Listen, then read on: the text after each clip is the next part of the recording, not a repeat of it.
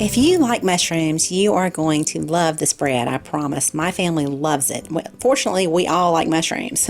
Now, I'm going to make my own bread. You can certainly buy some bread at the grocery store. I am making my own, and I want to have something with a soft crust on it. I'm a little picky when it comes to the crust. I like a bread that has a hard crust for certain types of appetizers or meals, but for this I want my crust nice and soft, and I'll tell you why a little bit later in the video. But so I went ahead and cooked up my bread and got it nice and pretty,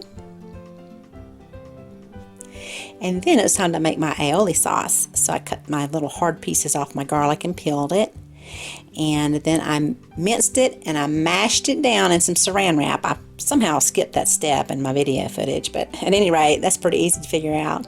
Alright, so I have my separated egg yolk, and I added 1/2 teaspoon of sea salt and 1/4 teaspoon of straight yellow mustard. I don't want anything complicated in here.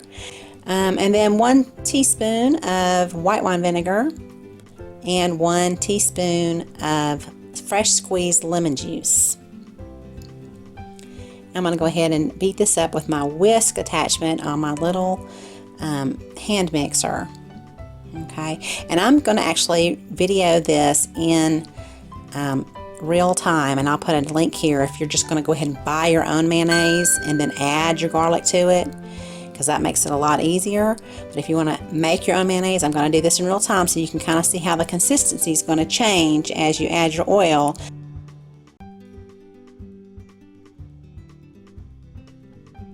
Okay, so what I'm doing here is I am using safflower oil. I use safflower oil for a lot of things.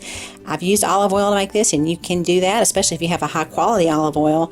What I used before it was not good in this. I don't think it was a high quality olive oil.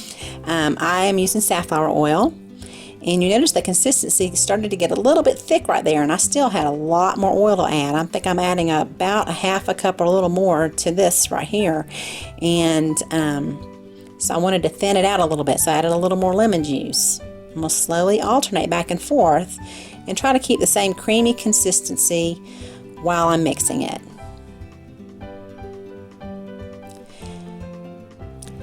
I have seen where people use their stick blender to make their mayonnaise, and I have actually used it that way before, and this particular time here my stick blender was broken when I did this video, so I just used my whisk attachment and it worked great.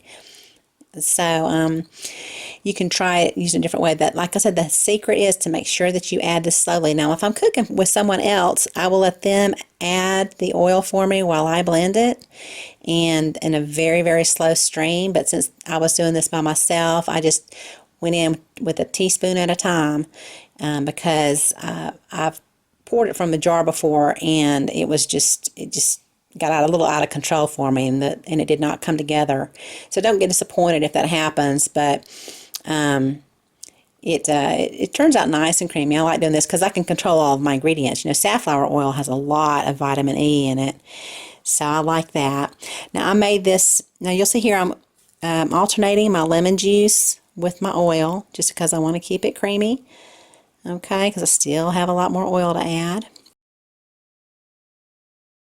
So one time I was showing my teenage son how to make this. He had a blast making this, and I told him we were going to make an aioli sauce, and so he made it. And then when we were done, before we put the garlic in, I asked him what he made, and he said sauce, and I said, no, you just made mayonnaise. And he was so impressed. He was so proud. And so what a fun thing to do with the kids, to show them how to make mayonnaise. And it was more fun because he didn't know that that's what he was making. So I think the little surprise there it made it even more fun. So we are going to continue to add the oil here. And the reason why I like to use a bread that doesn't have a really hard crust on it is because whenever I'm going to use some kind of bread that I have to slice, and I'm going to put a topping on it, like for instance this bread or a bruschetta, I just cannot stand to bite into a sliced bread that has a hard crust on it. So, because it cuts the roof of my mouth, and I've asked my kids, and that same thing happens to them. It's kind of like sometimes if you eat a hard cereal, I don't know if you've noticed that before, that it hurts the top roof of my mouth, and I don't want to eat something that's going to hurt my mouth. So, I think having just a soft crust is the way to go with this. You can still get some crisp texture on the outside of the bread, but when you crisp it up in the oven. Okay, but it doesn't have to be really hard. Now, I do like a crusty bread sometimes. It just depends on how I'm going to be eating it. If I can just break it in two and like dip it into something, then I like that. But when I'm going to slice it and put a topping on it, I prefer to have something with a softer crust. Okay, so I am going to continue here to add my oil until it's the way I like it. So one time when I made this, we all agreed that the sauce was the best part. So the next time I made it, I said, well, I'm going to put a lot of the sauce on there and see how that tastes. And I failed to taste my the sauce first, and I had used a really strong hot garlic.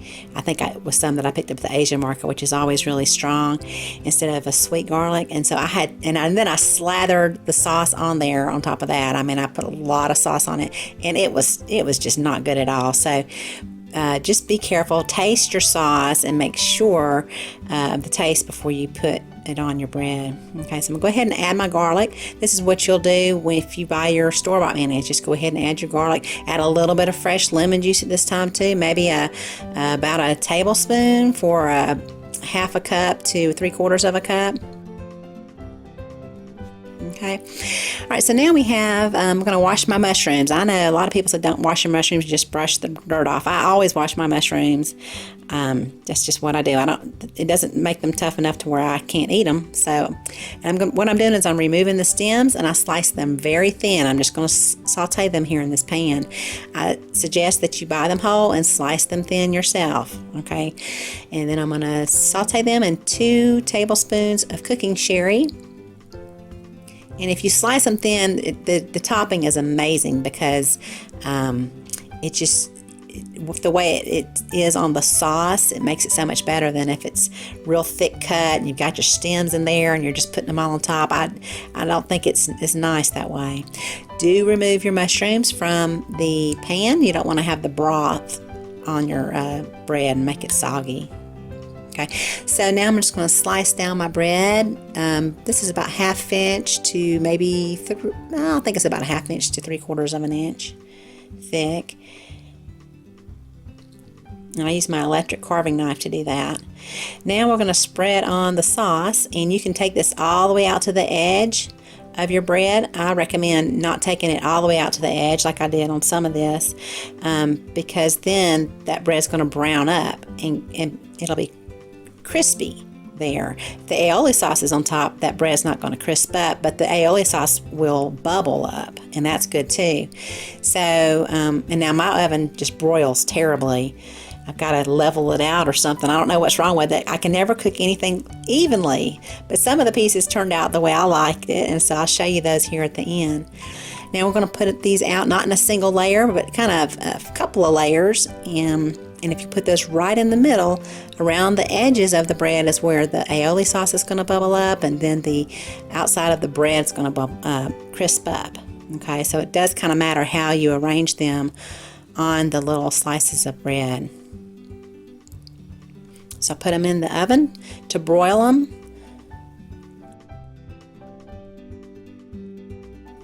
And this is how they turned out. So you can see kind of the edges. That's kind of what you want right there. It's so good. And I hope you're able to try this. And thank you so much for watching.